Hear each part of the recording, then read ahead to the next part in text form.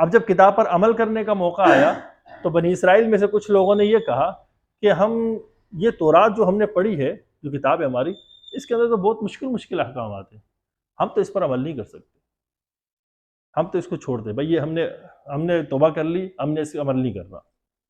اچھا، ان کے اس بات کرنے کی وجہ سے ہوا یہ ہے کہ اللہ پاک نے کوہ طور کو حکم دیا کہ تم ہوا میں اڑو اوپر کی طرف، اور ان کے سروں پر، یہ ان کا پورا جہاں بستی تھی، سروں پر لا کر کھڑا کر دیا اور کہا کہ بتاؤ عمل کرو گے نہیں کرو گے تورات پر؟ تو جب انہوں نے دیکھا کہ بھائی یہ تو کوہ طور ہمارے سر پر کھڑا ہوا ہے، اگر ہم نے کہا کہ نہیں کریں گے یہ تو اللہ اس کو حکم دے دے گا، یہ تو ہم پر گر جائے گا، تو پھر تو ہم ہلاک ہو جائیں گے۔ تو انہوں نے کہا ہاں ٹھیک ہے ہم عمل کریں گے۔ اللہ نے اسی واقعے کا ذکر کیا یہاں پر، فرمایا کہ وَرَفَعْنَا فَوْقَكُمُ الطُّورَ، ہم نے اوپر اٹھایا تمہارے اوپر کوہ طور کو، اور پھر ہم نے کہا خُذُوا مَا آتَيْنَاكُمْ بِقُوَّةٍ، جو ہم نے تم کو تورات کی شکل میں ہدایت دی ہے اس کو مضبوطی سے پکڑ کے رکھو، اس پر عمل، مضبوطی سے پکڑ کے رکھنے کا مطلب ہے کہ اس کے اوپر عمل کرو، اور وَاذْكُرُوا مَا فِيهِ، اور اس کے اندر جتنے احکامات ہیں سب کو یاد رکھو، ان سب پر عمل کرنا ہے، لعلکم تتقون، اگر تم اس طرح کرو گے تو تم پرہیزگار بنو گے۔ یہ آیت ہے۔ آج ہم اس آیت پر کافی کچھ کلام کریں گے جو اس کے ساتھ متعلق ہے اور ہمارے لیے بڑی مفید بھی ہے، اور بلکہ ہمارے نہیں پوری امت کے لیے یہ چیز بڑی مفید ہے اس زمانے میں جس کی ضرورت ہے، جس کو میں ابھی بتاؤں گا آپ حضرات کے سامنے۔ پہلا اشکال تو یہ ہوتا ہے کہ اللہ نے قرآن میں فرمایا لا اکراہ فی الدین، دین میں کوئی زبردستی نہیں ہے۔ ایسا ہی ہے نا؟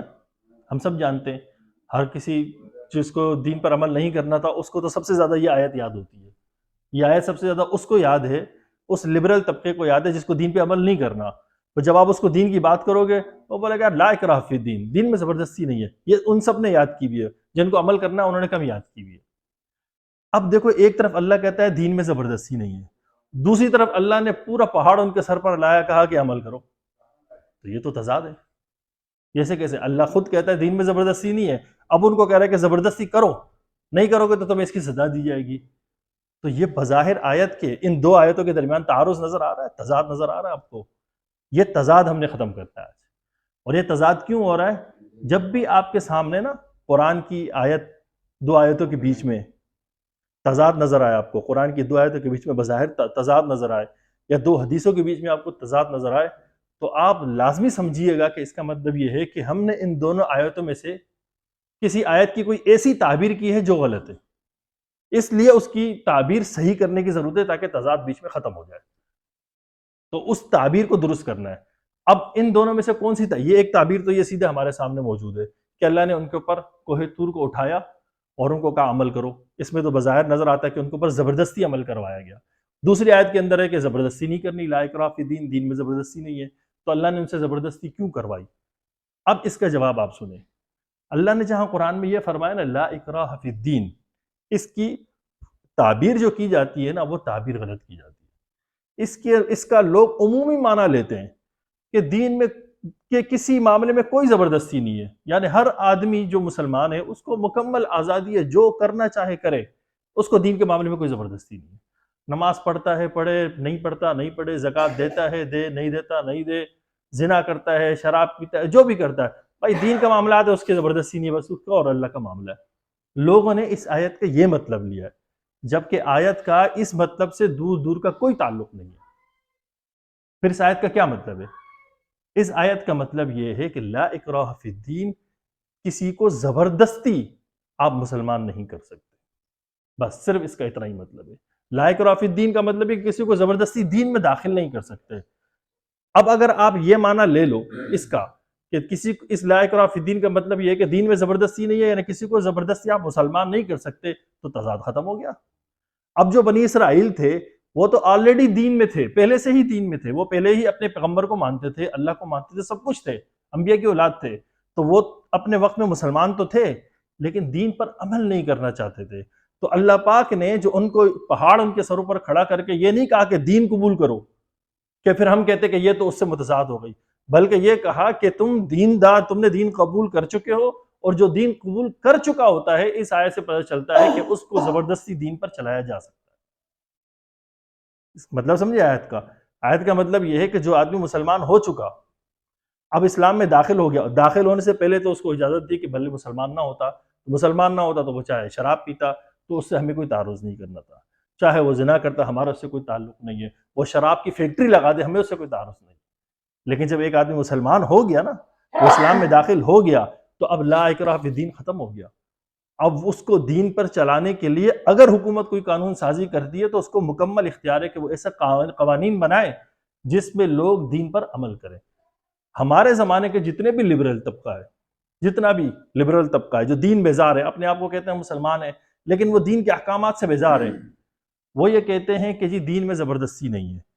جب دین میں زبردستی نہیں ہے کا مطلب یہ لیتے ہیں کہ بھئی سب کو سب کچھ کرنے کی اجازت ہے۔ وہ لوگ یہ کہتے ہیں کہ دیکھو اب اختلاف کہاں پر کرتے ہیں؟ ہمارے سامنے دو مثالیں اس وقت ہے، ایک پاکستان کی مثال دیتا ہوں، ایک آپ کو میں افغانستان کی مثال دے دیتا ہوں۔ افغانستان میں اس وقت وہاں کا نظام حکومت یہ ہے کہ عورت کے لیے پردہ لازم ہے، ایسا ہی ہے، کیونکہ پردہ ہماری شریعت کا حصہ ہے، اگر ہماری ثقافت کا بھی حصہ ہے لیکن ثقافت لازم نہیں آتی، کوئی چھوڑنا چاہے تو چھوڑ سکتا ہے، اس کو اجازت، لیکن دین تو لازم ہوتا ہے۔ تو اب وہ یہ کہتے ہیں کہ جی پردہ ہماری شریعت میں لازم ہے، لہٰذا وہ عورت، انہوں نے اپنا قانون بنایا کہ کوئی عورت بے پردہ گھر سے نہیں نکلے گی، یہ قانون بنا دیا۔ لبرل یہ اعتراض کرتا ہے کہ یہ قانون بنانا غلط ہے، کیوں؟ اس لیے کہ یہ شریعت کا قانون ہے اور شریعت پر عمل کرنے میں کسی پر زبردستی نہیں کی جاتی۔ تو اس نے وہ جو قرآن کی آیت تھی کہ دین میں زبردستی نہیں، جو ایمان لانے کے بارے میں تھی، اس کو پردے پہ فٹ کر دیا، اس کو روزے پہ فٹ کر دیا، اس کو نماز پہ فٹ کر دیا، یعنی جس چیز کی بات ہی نہیں ہو رہی تھی، اور مثال کیا دیتے ہیں؟ وہ قرآن کی آیت، جبکہ اس قرآن کی آیت کا تعلق ایمان لانے کے ساتھ ہے، اس کا تعلق دین کے احکامات پر عمل کرنے کے ساتھ نہیں ہے کہ اس میں زبردستی نہیں ہے۔ دین پر اگر عمل کرانے میں زبردستی نہیں ہوتی تو اللہ پاک نے کوہ طور کیوں اٹھایا بنی اسرائیل کے اوپر؟ قرآن کی یہ آیت واضح طور پر اس بات کو ثابت کرتی ہے کہ اگر کوئی اسلامی حکومت کوئی ایسا قانون بناتی ہے جس میں لوگوں کو، چاہے وہ راضی ہو یا نہ ہو، دین پر عمل کرانا ہے تو ان کو مکمل اجازتیں کرا سکتی ہے۔ پاکستان میں اس کی مثال کیا ہے؟ جیسے ہمارے یہاں رمضان آتا ہے تو رمضانوں میں دنوں کے ٹائم پہ ہوٹل بند ہو جاتے ہیں، ایسا ہی ہوتا ہے۔ اب ہمارے یہاں یہ قانون ہے، یہ قانون کی شکل ہے، کوئی کھولے گا تو اس کو قانون پکڑے گا۔ اب لبرل کیا اعتراض کرتے ہیں؟ بھائی روزہ تو سب کا ذاتی معاملہ ہے، کیوں ہوٹلیں بند کرائی جاتی ہیں؟ ہوٹلیں کھلوا دو، ہوٹل کھلی رہنی چاہیے، یہ سب کا اپنا ذاتی معاملہ ہے۔ لہٰذا اب وہ کیا ہے، وہ اور جب ان کو کہا تھا بھائی یہ کیوں بولتے ہیں دین میں زبردستی نہیں ہے، تو اس کا مطلب ہے کہ اس آیت کو انہوں نے غلط جگہ فٹ کیا، لا اکراہ فی الدین کو غلط جگہ فٹ کیا، جبکہ یہ آیت بتاتی ہے کہ اپنے مذہب پر عمل کرانے کے لیے زبردستی کی جاتی ہے۔ اور اس کے لیے تو یہ قرآن کی ایک آیت میں نے پیش کی ہے نا، اس کے اوپر رسول اللہ صلی اللہ علیہ وسلم کی حدیثیں بھی موجود ہیں۔ یہ میں آپ کو تفصیل سے اس لیے بتا رہا ہوں کہ ہمارے زمانے کا بہت بڑا موضوع ہے، لوگوں نے شریعت کو مذاق بنایا ہوا ہے، جس کو دیکھو شریعت، کسی کو دعوت دو یا اس کے اوپر کوئی اس طرح کے قوانین بنانے کی بات کی جائے نا، مثال کے طور پر پاکستان میں اسلامی نظام نافذ کیا جائے، اس کا مطلب یہ کہ عورتوں کو پردے کا پابند کیا جائے، جو لوگ صاحب ثروت ہیں ان کو زکوٰۃ کا پابند کیا جائے، اور نمازوں کے ٹائم پہ ایسا نظام بنایا جائے کہ دکانیں بند ہو جائے تاکہ لوگ خود نمازوں پہ چلے جائیں، جیسے سعودی عرب میں ہوتا ہے۔ اسلامی نظام کا یہی مطلب ہوتا ہے نا۔ تو لوگ کیا کہتے ہیں کہ اسلامی نظام اگر آئے گا تو اس کا مطلب ہے لوگوں کو قانونی طور پر زبردستی مجبور کیا جائے گا عمل کرنے پر، تو ٹھیک ہے مجبور کر لیا جائے، اس میں کیا مسئلہ ہے؟ جیسے اللہ نے قرآن میں مجبور کیا نہیں کیا بنی اسرائیل کو، تو اس کا مطلب ہے اللہ نے کوئی ظلم کیا؟ اللہ نے تو کیا، ان کے اوپر پہاڑ اٹھایا، بھائی عمل کرو اپنی کتاب پر۔ اور دوسری مثال جو ہمیں حدیث میں ملتی ہے اس کی، آپ صلی اللہ علیہ وسلم نے فرمایا جب تمہارا بچہ 7 سال کا ہو تو اس کو نماز کی ترغیب دو، بھائی نماز پڑھا کرو، اور جب تمہارا بچہ 10 سال کا ہو اور وہ نماز نہ پڑھے تو اس کے ساتھ تھوڑی سختی کے ساتھ، تھوڑی چماٹ پٹائی بھی اس کی تھوڑی کرو تاکہ اس کو نماز کی عادت ڈالے۔ اب بتایا اگر دین میں زبردستی نہیں ہے تو بات تو یہیں روکتے، بھائی 7 سال کا ہو یا 10 سال کا ہو یا 50 سال کا ہو، آپ نے صرف ترغیب ہی دینی ہے۔ یہ جو اسٹیج بنایا یہ کیوں بنایا اللہ کے نبی نے؟ تو اس کا مطلب یہ ہے کہ یہ ہماری تربیت کا حصہ ہے، اس کو کرنا ہے۔ اس کے لیے اگر کوئی حکومت، جو یہ جو علماء کہتے ہیں نا اسلامی حکومت نافذ کرو، اسلامی حکومت کا یہ مطلب ہے کہ ایسے قوانین بنایا جائے جس میں لوگوں کو نماز چھوڑنے کا موقع نہ ملے، ایسے قوانین بنایا جائے جس میں لوگوں کو شراب پینے کا موقع نہ ملے، ایسے قوانین بنایا جائے جس میں لوگوں کو دین پر عمل کرنے کے لیے مددگار ہوں وہ قوانین۔ اس کو لوگ کہتے ہیں کہ یہ دین میں زبردستی نہیں ہے، جبکہ اللہ کے پیغمبر نے خود کیا تعلیم دی ہے؟ آپ کو پتہ ہے حضرت ابو بکر صدیق رضی اللہ تعالیٰ عنہ کے زمانے میں جب آپ صلی اللہ علیہ وسلم کا انتقال ہوا تو کچھ لوگ ایسے آئے جنہوں نے زکوٰۃ دینے سے انکار کر دیا۔ انہوں نے کہا جی ہم اللہ کے پیغمبر کو زکوٰۃ دیتے تھے، اس زمانے میں زکوٰۃیں اس طرح نکلتی تھی کہ کسی کے مثال کے طور 100 اونٹ ہیں یا 200 بکریاں ہیں تو اس کے حساب سے بکریوں کی جیسے زکوٰۃ حدیث میں بھی ہے، اس کا ذکر ہے، اتنی بکریاں دے دیں، اتنے اونٹ دے دیے.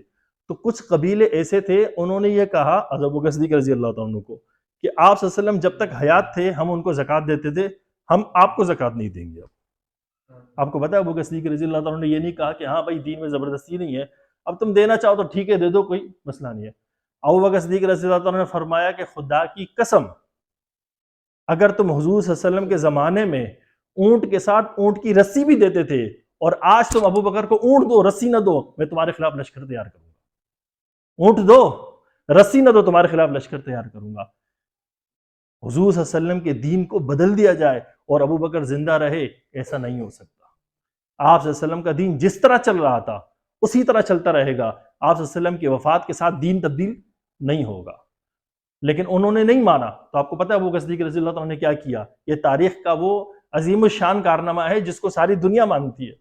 انہوں نے لشکر تیار کیے، وہ قبیلے جنہوں نے زکوٰۃ دینے سے انکار کیا تھا ان کے خلاف جہاد کا اعلان کیا، اور جہاد ہوا اور جس میں سینکڑوں لوگ مارے گئے، اور آخر وہ لوگ زکوٰۃ دینے پر مجبور ہوئے. یہ زبردستی نہیں ہے؟ یہ زبردستی آپ کو نظر نہیں آتی؟ اگر دین اللہ نے قرآن میں سمجھایا وہ سمجھ نہیں آ رہا، آپ صلی اللہ علیہ وسلم کی حدیث سے سمجھ نہیں آ رہا، حضرت ابوبکر صدیق رضی اللہ تعالیٰ عنہ سے زیادہ سمجھدار ہیں ہم لوگ. کہ ہم سمجھتے ہیں، کیونکہ میں آپ کو بتا رہا ہوں کہ ہمارے یہاں ایسے اسلامی اسکالر بیٹھے ہوئے ہیں جو یہ کہتے ہیں کہ ٹھیک ہے ریاست اور سیاست، یہ ریاست اور مذہب الگ چیز ہے. ریاست کو الگ بنا، حکومتیں الگ ہوں گی، مذہب لوگوں کا ذاتی ہوگا اور حکومت الگ ہوگی. کیوں؟ اس لیے کہتے ہیں کہ بھائی دین میں زبردستی نہیں، لوگ یہ معاملات ہیں. حکومت میں زبردستی ہوتی ہے، وہاں جو قوانین بنائے جاتے ہیں چونکہ اس پر عمل کرایا جاتا ہے تو وہاں زبردستی ہوتی ہے. لیکن چونکہ شریعت کے قوانین میں زبردستی نہیں، اس لیے ریاست کو اور مذہب کو الگ رکھو. یہ تو تصور دیا جاتا ہے، یہ شریعت کے نظام کے بالکل برخلاف ہے. شریعت کا نظام یہ کہتا ہے کہ آپ کی سیاست کے اندر ہی آپ کا مذہب ہوگا، اور آپ کے سیاست کے جو قوانین ہوں گے وہ مذہب کی بنیاد پر بنائے جائیں گے، اور اس کے مطابق قانون بنیں گے، اور جس طرح قانون پر عمل کرایا جاتا ہے اس قانون پر عمل کرا کر لوگوں کو مذہب کی طرف راغب کیا جائے گا. کسی کا دل چاہے تب بھی کیا جائے گا، کسی کا دل نہ چاہے تب بھی کیا جائے گا. وہاں پر لا اکراہ فی الدین، دین میں زبردستی والا کوئی قانون ہی نہیں چلے گا. آپ صلی اللہ علیہ وسلم نے غزوہ تبوک میں جنگ کا اعلان کیا نا، پتہ آپ کو؟ تو 3 صحابہ ایسے تھے جو جنگ میں نہیں جا سکے. سنا ہوگا آپ نے، غزوہ تبوک میں 3 صحابہ، حضرت کعب اور حضرت ہلال بن امیہ اور ایک اور تیسرے صحابی ہیں، یہ 3 صحابہ پیچھے رہ گئے تھے. اب وہ جہاد میں نہیں جا سکے نا. آپ صلی اللہ علیہ وسلم نے یہ نہیں کہا کہ بھائی زبردستی کسی کو جہاد پہ لے جانا تو نہیں ہے نا، یہ تو بس اللہ کا حکم ہے، جو کرتا ہے شوق سے کرتا رہے. نہیں، آپ صلی اللہ علیہ وسلم نے 50 دن تک ان 3 صحابہ کے خلاف مکمل سوشل بائیکاٹ کیا. نہ خود بات کرتے تھے ان سے، نہ کسی اور کو ان سے بات کرنے دیتے تھے، حتیٰ کہ وہ ترس گئے، رو رو کر ان کا برا حال ہو گیا. لیکن آپ صلی اللہ علیہ وسلم نے یہ نہیں کہا کہ لا اکراہ فی الدین، دین میں زبردستی نہیں ہے. نہ کسی صحابی نے آپ صلی اللہ علیہ وسلم کو سمجھایا کہ اللہ کے پیغمبر یہ قرآن کی آیت آپ کو نظر نہیں آتی، دین میں زبردستی نہیں ہے، آپ کیوں نے ان سے بات چیت بند کی ہے؟ کسی نے صحابی نے بتایا؟ نہیں. سب کو پتا تھا کہ دین جب آپ لے کر آ گئے تب آپ کی مرضی ختم ہو گئی. تو آپ کو میری بات سمجھ میں آ رہی ہے؟ یہ کہنا کہ دین میں زبردستی نہیں ہے، اس کا تعلق ایمان کے ساتھ ہے کہ کسی کو زبردستی مسلمان نہیں کیا جاتا. اس کا تعلق اعمال کے ساتھ نہیں ہے کہ کسی کو دین پر زبردستی عمل بھی نہیں کرایا جا سکتا. نہیں، ایمان نہیں لگوایا سکتا، لیکن ایک دفعہ اگر کوئی ایمان لے آیا تو اب اس کو دین پر عمل کرنا پڑے گا. اور یہ صرف دین میں نہیں ہوتا، یہ دنیا کے ہر قانون میں ہوتا ہے. دنیا کے ہر قانون میں ہوتا ہے. آپ کا بچہ ہے یہاں گھر پہ، اسکول نہیں جاتا، اس کا کوئی ایڈمیشن ہی نہیں ہوا، آپ کے اسکول برابر میں اسکول ہے، وہاں سے آپ کو کبھی فون نہیں آئے گا بھائی آپ کا بچہ اسکول نہیں آیا. آپ بولیں گے بھائی آپ کا کیا کام ہے، میرا کوئی بچہ آپ کے پاس پڑھتا ہے؟ بھائی میں نے اپنے بچے کا آپ کے پاس داخلہ کرایا ہے، کبھی فون آتا ہے آپ کے پاس؟ نہیں. کیوں؟ اس لیے کہ آپ نے ایڈمیشن ہی نہیں کرایا، داخلہ ہی نہیں کروایا. لیکن اگر آپ نے بچے کو ایک دفعہ ایڈمیشن کروا دیا، داخلہ آپ کا ہو گیا، اس کے بعد آپ کا بچہ ایک دن نہ جائے، دوسرے دن نہ جائے، وہاں سے فون آئے گا نہیں آئے گا؟ اور لگاتار اگر بار بار چھٹیاں کرتا رہے تو وہ آپ کو بھی بلائیں گے، اہلیہ کو بھی بلائیں گے، بھائی آپ کا بچہ کیوں نہیں آ رہا؟ آپ کو تعدیبی کارروائی بھی کرنا پڑے تو وہ بھی کریں گے، اگر کوئی پنشمنٹ دینی پڑے تو وہ بھی کریں گے. تو آپ یہ نہیں کہہ سکتے بھائی یہ تو زبردستی نہیں چلے گی. بھائی جب آپ نے ایک دفعہ داخلہ نہیں کروایا تھا تو کوئی زبردستی نہیں تھی، لیکن اگر ایک دفعہ آپ نے داخلہ کروا دیا، آپ کا بچہ وہاں چلا گیا، تو اب زبردستی بھی چلے گی. تو جو اسلام میں داخل نہیں ہوا تو وہ شراب پیے، زنا کرے، جو کرنا ہے کرے، اس کو کوئی مسئلہ نہیں ہے. لیکن اگر اس نے ایک دفعہ اسلام قبول کر لیا تو اب اس کی مرضی نہیں چلے گی، شریعت اس کے اوپر زبردستی بھی آ سکتی ہے. اور یہ ایک ایسے عام قوانین ہے جو پوری دنیا میں نافذ ہے. یہ تو ایک اگلی دلیل ہے. مثال کے طور پر آپ کے ملک کا قانون الگ ہے، امریکہ کا قانون الگ ہے. ایک آدمی امریکہ میں جاتا ہے اور وہاں جا کر کسی گوری سے شادی کرتا ہے، اور وہاں پر قانون امریکہ اور یورپ کا ہم نے قانون یہ سنا ہے، یہ تو پکا قانون ہے وہاں پر کہ یورپ کا یہ قانون ہے کہ اگر مرد اپنی بیوی کو طلاق دے تو جو طلاق دے گا وہ اپنی آدھی جائیداد اس کو دے گا. ٹھیک ہے، اگر بیوی طلاق دے تو آدھی جائیداد اس کو دے گا. اب یہاں سے ایک مسلمان وہاں گیا، وہاں اس نے کسی گوری سے شادی کی اور شادی کرنے کے بعد اس کو طلاق دی. اب وہاں کے قانون نے اس کو کیا کہا کہ بھائی اپنی آدھی جائیداد دو. وہ بولے گا بھائی ہمارے پاکستان میں تو نہیں ہوتا. اس نے بولا یہ جب تم امریکہ میں داخل نہیں ہوئے تھے نا تب تک تو ٹھیک ہے، تو جیسے اب جب تم داخل ہو گئے نا ہمارے ملک کے اندر، اب یہ تمہاری مرضی نہیں چلے گی. ایک دفعہ داخل ہو گئے تو مرضی ہماری چلے گی. تمہارے مذہب میں کیا تھا کیا نہیں ہے، ہمارے مذہب میں تو نہیں ہے نا کوئی طلاق دے تو اس کو کچھ دینا پڑے گا. اب وہاں چیخے چلائے کچھ بھی کرے، اب وہاں کی حکومت کیا کرے گی؟ زبردستی کرے گی. چاہے اس کی اربوں روپے کی اربوں ڈالر کی پراپرٹی اس کی بیوی کے پاس جائے گی تب بھی اس کو دے گی. یہ نہیں سوچے گی کہ بیچارہ اس کی آدھی جائیداد چلی گئی. تو یہی قانون ہے بھائی. اسی طریقے سے پوری دنیا میں چلتا ہے. آپ کے سامنے دو روڈ ہے، ایک یہ ہے ایک یہ ہے. ہمارے ملک کا قانون یہ ہے کہ الٹے ہاتھ والا جو روڈ ہے وہاں سے آپ سفر کرو گے. یہی ہے نا قانون، الٹے ہاتھ روڈ والے سے، اور وہاں سے یوں آئے گا آپ یہاں سے یوں جاؤ گے. ایک آدمی بولتا ہے کہ بھائی الٹے ہاتھ پہ جانا یہ کوئی طریقہ ہے؟ میں تو سنت پر عمل کروں گا، میں سیدھے ہاتھ پہ جاؤں گا. اور وہ گاڑی یہاں سے آ رہی ہے، یہاں سے گاڑی لے کے جا رہا ہے، اور ان کا ایکسیڈنٹ ہو گیا. کیس کس پہ بنے گا؟ جو یہاں سے جا رہا ہے سیدھے ہاتھ سے. کیوں؟ اس لیے کہ جو قانون بن گیا نا آپ کے ملک کا، اسی کے مطابق آپ کو چلنا ہے. اگر آپ نہیں چلیں گے تو زبردستی آپ کا چالان بھی کٹے گا، آپ کو پنشمنٹ بھی ہوگی، اور کوئی جو نقصان ہوا ہے اس نقصان کو بھی آپ کو بھرنا پڑے گا. سب کچھ آپ کرو گے، چاہے سامنے والا کتنا بھی تیزی سے آ رہا ہو، اس کی کوئی غلطی نہیں ہے.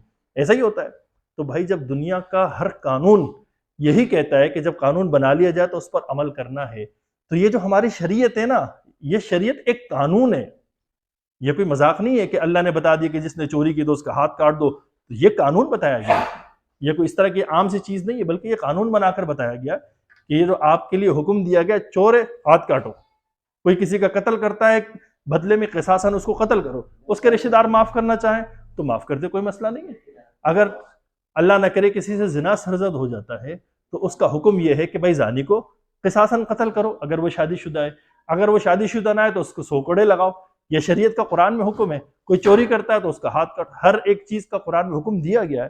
اب اگر ایک آدمی یہ کہے کہ بھائی یہ تو مذہبی احکامات ہیں، یہ تو مذہب ہے، اور مذہب میں دین میں زبردستی نہیں ہے، تو کیوں لوگوں کا ہاتھ کاٹا جا رہا ہے؟ تو آپ کا دین تو معطل ہو گیا، اللہ کا قانون تو ختم ہو گیا. اس لیے جو لوگوں کی طرف سے بار بار یہ بات کہی جاتی ہے نا کہ دین میں زبردستی نہیں ہے، اور اس کی غلط تعبیر کی جاتی ہے، غلط تعبیر کی جاتی ہے، یہ اس کے سارے اثرات ہیں. ابھی جو میں نے آپ کے سامنے لمبی تقریر کی ہے نا، اس کے اندر آپ کو یہی سمجھانے کی کوشش کی ہے کہ دین میں زبردستی نہیں ہے کا مطلب کیا ہے. اور یہ جو اس وقت تحریک چلائی جا رہی ہے کہ بھائی جو مذہب کو سیاست سے الگ کر کے مذہب لوگوں کا ذاتی فعل قرار دے دیا جائے، جو کرنا ہے مذہب پر عمل کرنا چاہتا ہے تو کرے، جو نہیں کرنا چاہتا تو نہ کرے، یہ آپ صلی اللہ علیہ وسلم کے دین کے اندر سب سے بڑی تحریف ہے. سب سے بڑی تحریف یہی ہے. کسی کو آزاد نہیں چھوڑا گیا. اگر کوئی نماز نہیں پڑھتا، اگر کوئی قانون بنتا ہے کہ جو نماز نہیں پڑھے گا اس کو یہ پنشمنٹ دی جائے گی، یہ تعزیر قانون اگر کوئی بناتا ہے کسی ملک تو اس کو بالکل شرعاً اجازت ہے وہ بنا سکتا ہے. ہمارے ملک میں ابھی افغانستان کے اندر ان کا قانون ہے پردے کا. بھائی کوئی عورت بے پردہ گھر سے نہیں نکلے گی. سعودی عرب میں بھی یہی قانون ہے کہ پردے کا، کوئی بے پردہ عورت گھر سے نہیں نکلے گی. ہمارے ملک میں قانون نہیں ہے. لیکن اگر آپ آج ہی اعلان کر دے کوئی حکومت کہ کل سے کوئی عورت پردے کے بغیر نہیں نکلے گی، تو آپ دیکھنا یہ موم بتی مافیا، یہ فیمنسٹ اور جتنے سیکولر اور جتنے میڈیا والے بیٹے یہ سارے باہر آ جائیں گے، اور ان کے زبان پہ کیا ہوگا؟ دین میں زبردستی.